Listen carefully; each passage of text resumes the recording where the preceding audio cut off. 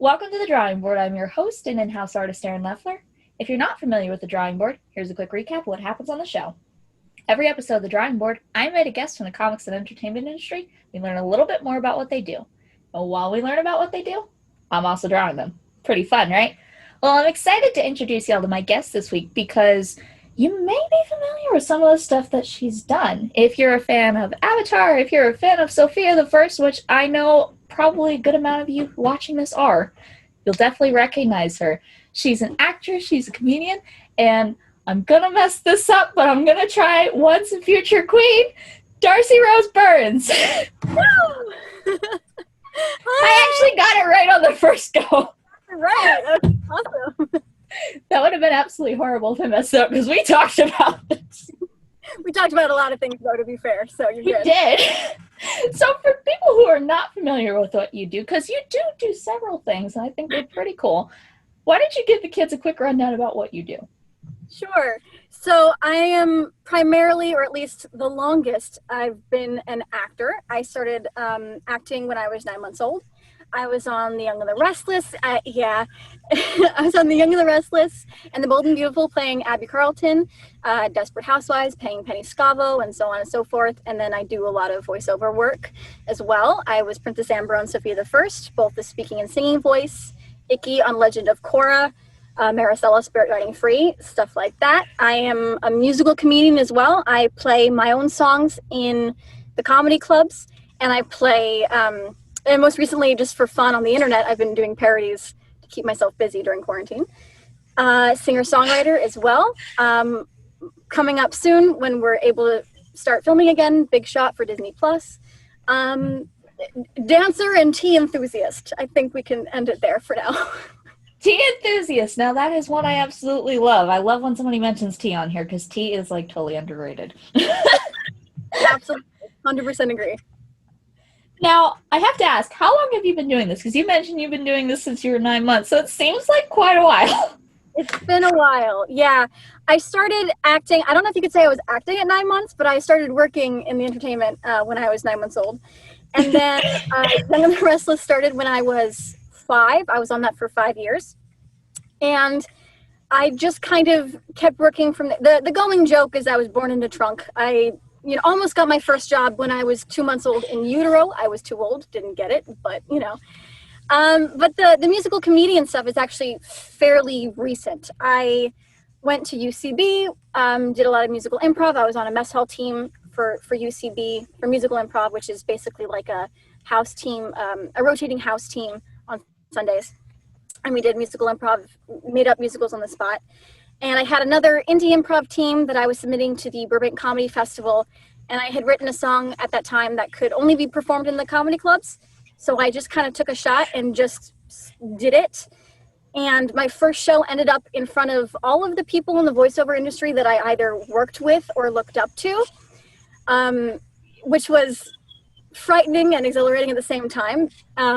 And I ended up winning the festival. So it was a weird experience. And that one was a rather new experience. But I've definitely been doing something in the entertainment industry since I was 9 months old.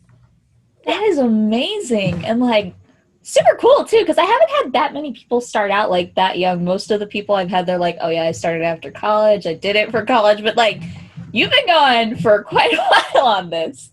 I have, yeah. So I love getting to ask this because we each kind of have different answers to this. But for what you do specifically between musical comedy and for voiceovers, there are a lot of people who do some pretty interesting things with that. We all have inspirations when it comes to this who kind of like help guide our work to where we want it to be.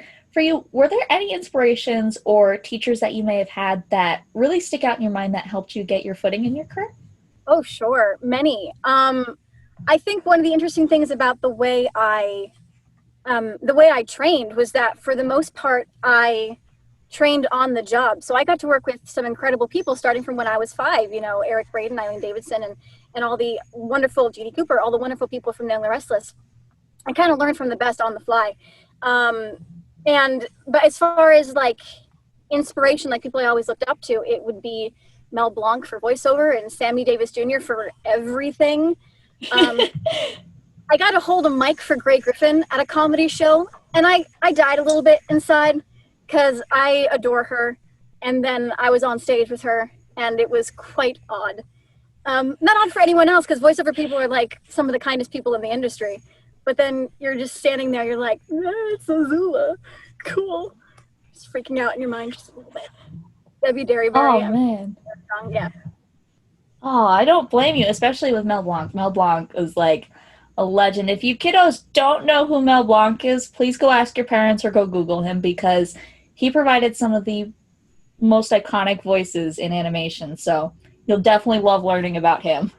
He did. And the most incredible thing, I watched a clip the other day, just going down a rabbit hole of Mel Blanc, and the credits said, voices by Mel Blanc. And that was it. There was nobody else listed. It was just Mel Blanc. And he's incredible. And as far as people to research too, Buster Keaton is one of the best physical comedians of all time. And I find a lot of people my age actually don't know who he is. So I always enjoy talking about him as well.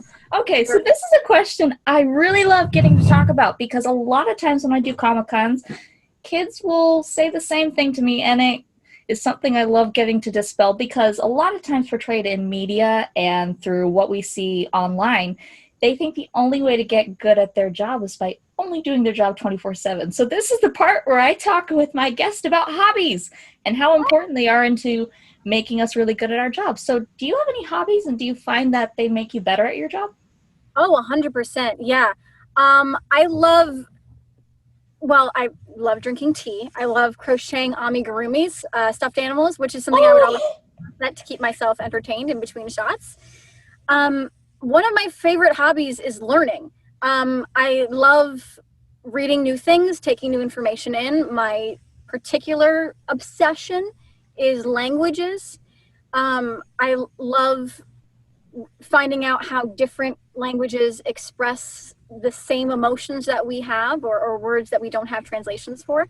And that very often makes its way back into my songwriting. I have written many a song about an untranslatable word or a scientific phenomenon. I think hobbies definitely, especially when you're an actor or a storyteller, if all you're doing is focusing on being able to tell the story, you might have a harder time understanding it if you don't have interests outside of it as well. But if you have a hobby or something that that makes you excited, when you approach a character who has a passion about the stars, you go, oh, I get that, because I have this passion about such and such. It definitely feeds into it. Absolutely. Yeah. And I love getting to talk about that, because I feel like that's something that I feel it's very important, because if you do the same thing all the time, it's kind of like you get stuck in a rut, but kids kind of think like that's the only way to be good at something. No, I find very often my best inspiration comes from when I'm messing something up and then I like it. Like I would go to, piano class or guitar class, and they'd say, did you practice what I sent you? And I'm like, I started to, I messed it up, I liked it, I wrote this instead, give me a sec. And then I play them the song. But none of those things would happen if I hadn't been taking my attention elsewhere and seeing what I get out of it. Happy accidents. Yeah, exciting. Bob Ross. I love that. I don't really have many people ever quote that, but I think like that's a good thing to bring up, because a lot of times, like, if you do something accidentally, it can end up being the best thing that you do. Absolutely. Yeah, some of my favorite songs came out of me playing another song wrong. And then now there's like a string of songs that have this kind of connective tissue in a story unto itself of how it happened. And it never would have come into being if I hadn't taken the risk or went somewhere else just to, broaden my mind. Yeah. So this is a question I really like getting to talk about, because I feel like it's something that is a lot different from regular acting. Now, you do comedy on stage, but you also do voiceover acting, which is quite different because you're not being seen as you're doing it, you're being heard. Do you find that you encounter challenges when doing voice acting? Yes and no. I think one of the earliest challenges is being able to, when you're on camera or on stage, you have your body and range of motion to express what what you're trying to say and what you're feeling.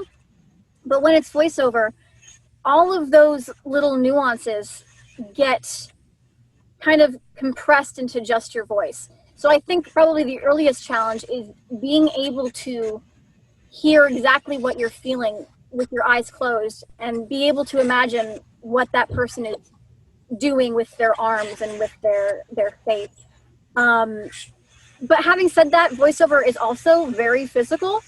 There has been many times where I watch an episode of Sophia the First, and I'll be doing ADR, so I'll be replacing a line after the animation is already done. I'll be going back in to do some efforts, like the pulling of whatever it is. It's like, but I'll be doing my line, and then I'll look at the screen, and the character will be doing the exact same pose that I'm doing, that I didn't even realize I was doing. But they had the storyboard artists, they like snuck them into the record booth and actually would draw me in character and like what I was doing with my hands, what I was doing with my face and my poses. So it is very physical as well. But I think every medium has a different challenge to it, you know. For stage, it's being broad without being over the top, but making sure that what you're feeling can hit the back of the room. And voiceover, it's like, you know, putting it all into the voice and move your hands and don't hit the mic, I guess is probably the best advice.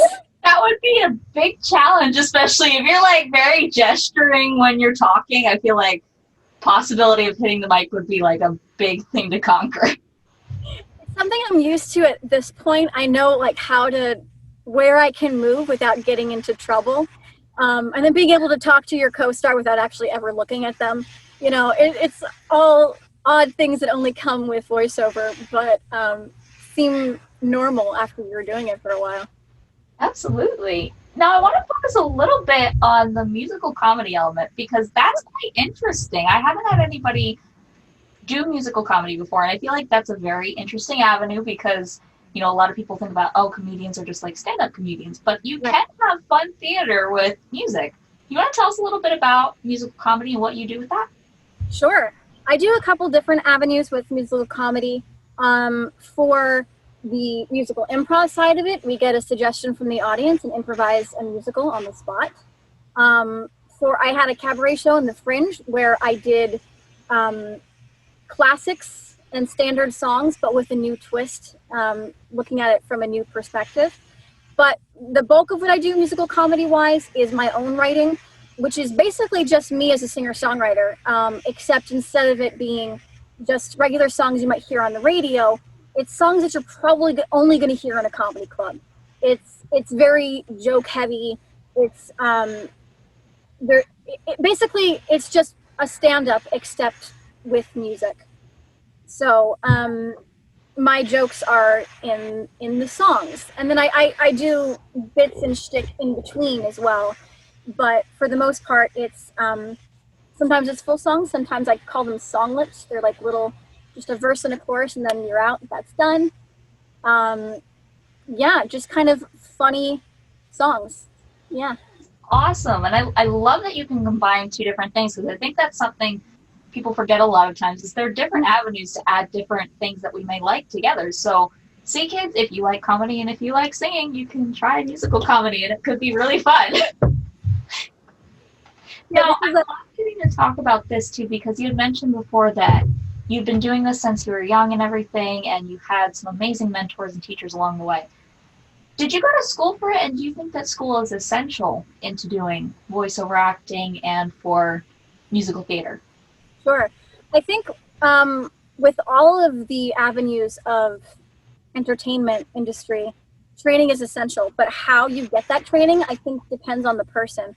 So I was homeschooled until high school, and I tested out halfway through 10th grade. I auditioned for colleges in London. I actually was accepted to Royal Central. I ended up not going because I was still working here. And so I kind of piecemealed my education together. I always say my best training was on The Young and the Restless because we would film an episode a day. Wow. And yeah, and I was I was 5 when I started till I was 9, 10. And you get the script, you learn your lines, you go and you shoot it and get it right on the first take, because there's 4 cameras, and make sure you're standing where you're supposed to be, because if you're not, the camera moves and you mess up the shot or something happens. So that was, and then the rewrites, you have to switch on a dime and memorize quickly, and I worked with some incredible people there, like Eric Braden and stuff. And then as it went forward, working with Flicka on Desperate Housewives, and I went to RADA for Shakespeare, and I went to UCB for improv and musical improv. So I have, and for singing, my first teacher when I was 4, John Henney. He was the only guy that would take a 4-year-old, actually, 3-year-old, I think. Yeah.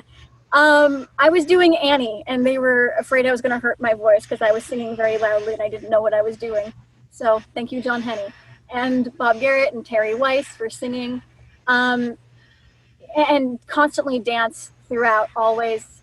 Don Reynolds for ballroom, who's my ballroom partner as well.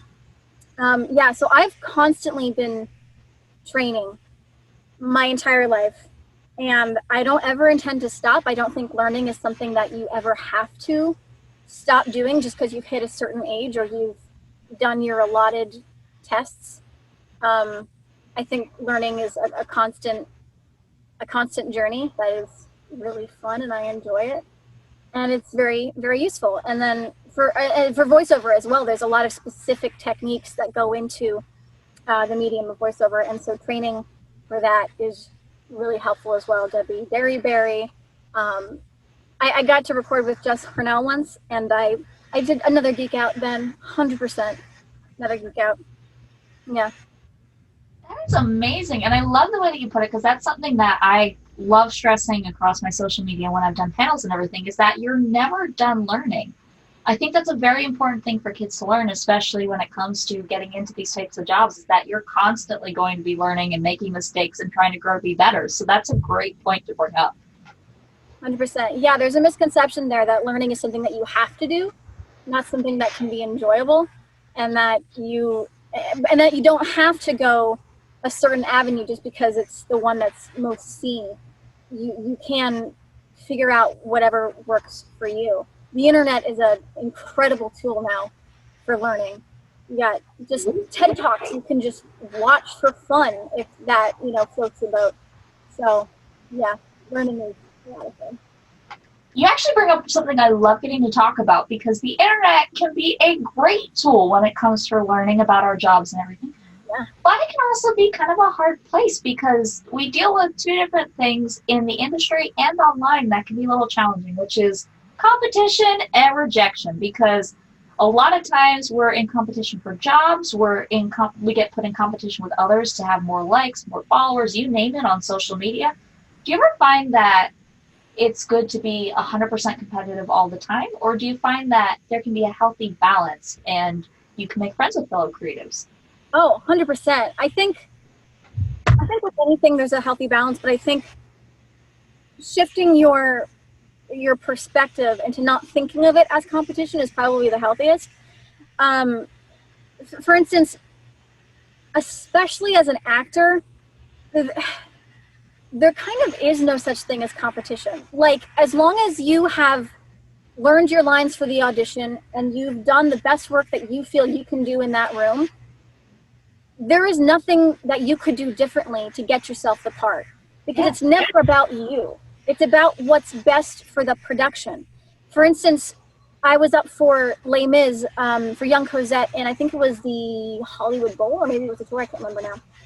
But at the end of the audition day, the casting director brought me and another girl who was brunette into the room and said, okay, here's the deal. You 2 are our picks. If the older Cosette is blonde, Darcy Rose, it's you. If the older Cosette is brunette, it's going to be you. There was nothing either of us could have done differently, because it was not about us. It was what fit best into the show. And the advice I always got is that you're auditioning for the people in the room, not for the part. Because very often the people in the room are also casting some other thing. And then they remember you and went, well, she wasn't right for that, but we really liked her. Let's bring her in on this other thing over here. And And just as far as enjoyment goes, if you look at everyone as competition, it's not as fun. I would go to audition rooms and I would see people that I saw on the call the day before. And I'm like, hey, we could have just carpooled here. Do you want to get lunch afterwards? And it became so much more fun because you had this little community of people you'd always see at every single audition. And then when you didn't get the part, your friend got the part. So it wasn't some other person. It was like, she got it. Oh my gosh, yay, I'm so happy for her. And then you take them out to lunch afterwards, you know? It's awesome. Yeah, I think it's much more enjoyable if you make friends than try to be competitive. That's one of the things that I think the voiceover community has a lock on. I was in an audition room where a woman I was auditioning against taught me how to cry like a baby because I didn't know, and she did. And I was just like, you're going to teach me right now before we go into the room? She's like, yeah, let's go. I'll teach you right now. Yeah, the flow and the sharing of creativity is, I think, what makes everybody better at their jobs and makes it a lot more fun in the process. Absolutely. And I love that you can actually like learn from other people, because I think that for me, I think that's an important thing to talk to kids about, because a lot of times, especially because of social media, we're made to believe, oh, you need to be you need to be a lonely island, you can't learn from anyone else because then that makes you not as good. But honestly, you actually get so much better when you do learn from others. Absolutely. So along with that, like I had mentioned, I always like talking about rejection with competition, because a lot of times we get rejected, whether going up against people for roles, we get rejected maybe if we get a not so nice comment online, which happens more often than not. Do you think rejection is something kids should take personal, or is it something they can use more as like a learning tool? I think it depends on the type of rejection. If it's just a random comment online that is just kind of cruel and has no constructive criticism to it, just disregard it. It's very easy to insult someone from behind a computer screen. But if it's feedback, if it's, hey, we love what you did, but here's what you could do better, that's not rejection, that's feedback. That's tips. That's a way to grow. And then in that case, that's absolutely something that you can learn from, because that's why they're telling you, because they see something in you and want to help you better yourself. And that's the farthest thing from rejection. If they were rejecting you, they wouldn't care to tell you. But if they're telling you, it's because they want to help you, you know. But online comments, just, it's not legitimate. Don't even worry about it. Yeah, absolutely. That's something I always feel like is something that's hard to take at first, because we do, as human beings, we take everything so personal because we think it's an attack on us. But if it's just somebody online, you kind of just gotta like brush it to the side, realize the source where it's coming from, because if it's coming from the right source, they want to help us and they want to make us better. So that's always a great thing to remember. Exactly. Yeah, and I find it helps to shift your perspective on how you see bad comments. If they're not, you know, constructive, if they're just kind of random cruel things. I have taken photos of mean comments in the past and texted them to my friends with just like laughy faces, and I just see it as funny, you know, because someone's taking the time out of their day to talk about you to you in a mean way. It's like, okay, that's kind of funny actually. Like, I don't know why you thought this was worth the time, but okay, cool, whatever. Absolutely. And I think that's a good way too of dealing with it healthy, because you have to find a way to deal with that healthy, because if you don't, it can get overwhelming at times. Yeah. If you make it too important to yourself, it can definitely drag you down. But definitely, things that don't know you usually don't matter. Yeah. Now this is a question I love getting to talk about, because it seems like for some reason people think that once you've reached a certain point in the industry, that's it. You can't go anywhere else but that. But, you know, as artists in any form, we're all still dreamers. There's things that we'd like to do, people we still like to work with. So for you, is there anything that you haven't done yet, or anyone that you haven't worked with yet that you'd really like to? Ooh. Well, my first thing is always I say I want to play the Doctor on Doctor Who. I am a major nerd. So I would love that, or anything on that show. I have been very lucky that I've worked with some of my biggest inspirations, and I'm currently working with some big inspirations as well. I'm on Big Shot for Disney Plus, which is David E. Kelly and Dean Lorry, starring John Stamos and Bob Garrett. It's like kind of amazing people that I get to be in the room with. And then as far as things, I would love to do Sorkin. I would love to do something that Aaron Sorkin writes. I adore him. I think he's a brilliant writer. Phoebe Waller-Bridge, I mean, come on. And then, of course, anything I write. I enjoy getting my stuff up on its feet. And so that's a constant dream of mine, is to get my stuff made, because why not? And I think, oddly enough, I think a lot of my dream projects have been things that I didn't see coming. Like, I didn't think it was going to be a dream project because it didn't exist before I was a part of it. Like, it's a new show. And then you look back on it 10 years later and you go, I was a part of that. Like, wow. Like, for instance, Sophia the First. It's like I got to be a part of that. That's incredible. And honestly, a dream project is any project where I'm telling good stories and working with people I enjoy, which I'm doing. So I'm very happy about that.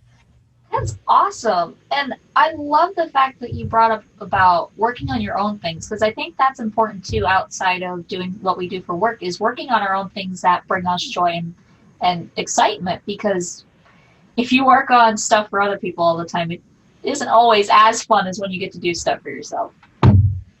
Absolutely. Yeah, I think, well, if you're not having fun, you're not doing it right. That's the main thing. But I mean, if you want to be like pragmatic about it, anything that you do on your own feeds back into your work. But just from like a healthy soul perspective, anything that you're doing that's making you have fun is worth it. Yeah. And if that's, having a garden, or if that's writing poetry or walking your dog, those are all those things. And I think it's always a good to be creative just for the sake of being creative and expressing yourself is also worth it. You don't have to do it for a career if that's not what you're doing. If you just like doing community theater on the weekends with your friends and, going to poetry slams and reading your stuff, or just doing it to your family, that's being creative and that's having fun. Like, whatever works for you. Absolutely. Now, I want to touch on this because you had mentioned it before, and I think it's really cool. You kind of touch a little bit of everything, because you mentioned about ballroom dancing before, and that's pretty cool. I haven't met a lot of people who have done this many things. I think that's really neat. So, for you, what did you get into ballroom dancing? I got into it actually on my mom's behest. She was watching dancers and saw that it was harder for dancers who didn't do ballroom and Latin previously to adapt to the style. And so she was like, well, maybe she should just take a few classes just so she has it in her brain if she ever chooses to do it as she got older. And of course, I kind of fell in love with it right away.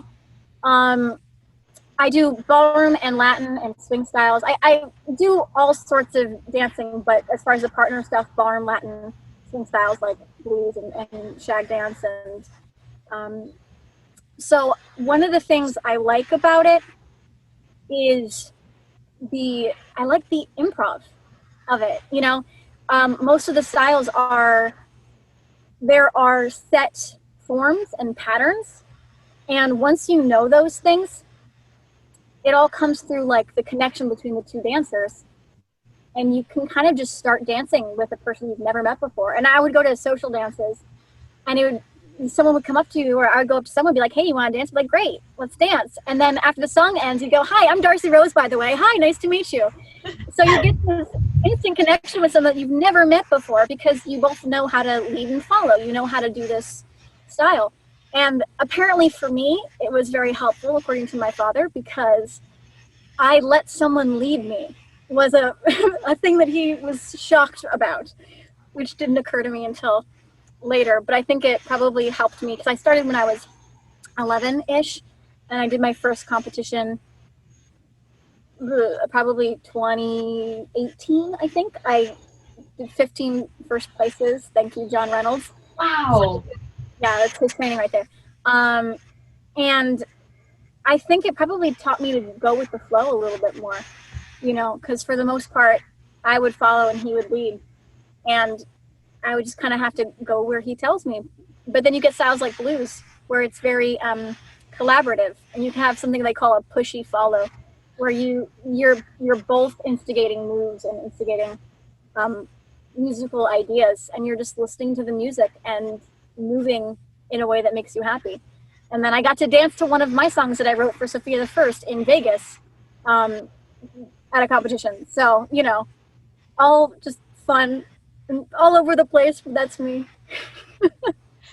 That is so cool, and I think dance is such like a unique form of expression. So getting to hear like about like the different styles and everything and how it works is really cool. I think it's a definite fun way to connect with other humans for sure. 100%. Yeah. I think, you know, it makes me closer with my friends and stuff that I dance with, but it makes you closer with people that you don't know as well, because you're being collaborative and creative together. And it's just fun, and it kind of breaks the ice so quickly. Because you're just, hi, nice to meet you, let's dance. And you go and you have fun. And yeah, I enjoy it a lot. And I definitely miss partner dancing right now, you know. But yeah, it's a blast. I adore it. Love it. So just a few more questions for you because I'm almost done over here and I got some good questions here. So for you, there has to be a lot of things because you've had quite a long career and you've done quite amazing things in this. Is there anything that you've learned throughout your career that you wish you would have known maybe when you were younger, when you started out, that would have made it easier for you? I think I'm one of the lucky people that had people around me who were able to give me good advice throughout. So I think a lot of the advice that I wish I knew, I did know, I was told, but some things that I think I would like to hear other people say more. Protect your ears. I think a lot of I've been in many cars where someone's playing music loudly and I turn it down. Or I would be constantly in hip hop classes and I was the only one wearing earplugs because the music is pounding so loud you can feel it in the floor, and that's fun, but it's bad for your hearing. And if you want to be a singer, if you want to be a musician, a voice actor, any of those things that require, or a dancer actually, any of those things that require really careful listening to what's going on, that gets harder and harder if you're diminishing your hearing by not being careful with it. I think it's easy to forget that it's your ears, all these things, they're your instrument, they're your tools. So you got to take care of them like you would anything else that you do to do your job. So Absolutely. That's a good one. I haven't had anybody mention that. So, like, definitely look into earplugs, kids, because trust me, some people don't play stuff quietly. no. Bad thing. But, again, we only have one set of ears. You got to take care of them. Take care of them. And your wrists and your ankles, always roll them out before a dance. Same with art. You always got to roll them out because otherwise you're going to get cramps very easily. Oh, yeah. Same with music. I always start playing and I forget and I have to stop and go, let me warm up. Now, we were talking a little bit about it before the show, and you mentioned it a couple times in here. Do you want to tell us a little bit about the project you're doing with Disney right now? Sure, yeah. I'm on a show coming up called Big Shot. It's for Disney Plus. It's David E. Kelley and Dean Lorey, and Brad Garrett pitched the idea to David E. Kelley, and they're executive producers along with Bill D'Elia. John Stamos is the lead. He plays a basketball coach who finds himself as a coach at an elite all-girls school. It's insanely fun. John Stamos loves to play. It's a great set to be on, and I'm really looking forward to getting back to work when it is safe to do so. That is awesome. I think that there's a lot of kids out there who will enjoy that when it comes out, you know, Absolutely. barring that the pandemic doesn't go on forever and we can actually get back in studios and stuff. It'll definitely be a fun one when it comes out. Yeah. So my last question for you, my favorite one I get to ask because I think this is like the most important one of the show. If there's a kid watching this right now, or a young adult, or even an adult who wants to get into voice acting, ballroom dancing, you name it, or if they just want to learn more about it now, what is the one thing you think they should walk away from watching this learning? I think that for the arts, the entertainment industry, whether it be acting of any medium or writing or dancing, there's no set path. There have been people that start acting in their 60s and then get an Emmy. Catherine, Desperate Housewives. There are people, I believe Mel Blanc had a very similar story too. He kept submitting himself for years saying, listen to my tape, and no one would until finally they did. And now he's Mel Blanc. There is no rule on how to get to your dream. There's no rule that it has to be your only dream. If you like doing it for fun, but not for a career, that is also legitimate. There is nothing to say that there's a right way to be a performer and that anything else is wrong. Whatever makes you happy is the way to go about it. Your path is specific to you. And although you may take inspiration from other performers, they are not the roadmap. Everyone has their own journey. I love that, especially about the roadmap part, because we all get into stuff in different ways, and just because somebody else does it one way does not mean we have to do it the same exact way. So that was awesome. Thank you so much for sharing that. Now comes my favorite part of the show, where I'm able to show you what I was able to make over here as you were talking. I'm going to warn you ahead of time. These lights totally mess with everything, so I will send you the digital version of it so you can look at it closer. I'm going to try to get this up in the screen, and hopefully it gets in there. But, oh my gosh! That is so cool! Yay! I should tell you what this is, actually, since you drew it. This is a pick necklace. Oh, really? A holder for my picks, so I'm never a blue unicorn. I have an obsession with unicorn just because of Hair the Musical. That was a pick necklace. That's so cool. You're so talented. I actually got the shape right on that. Yes! That's insane. Well, thank you so much for coming on, and thank you again so much to everyone who tuned in. Again, I'm your host and in-house artist, Erin Leffler. Catch you next time on The Drawing Board.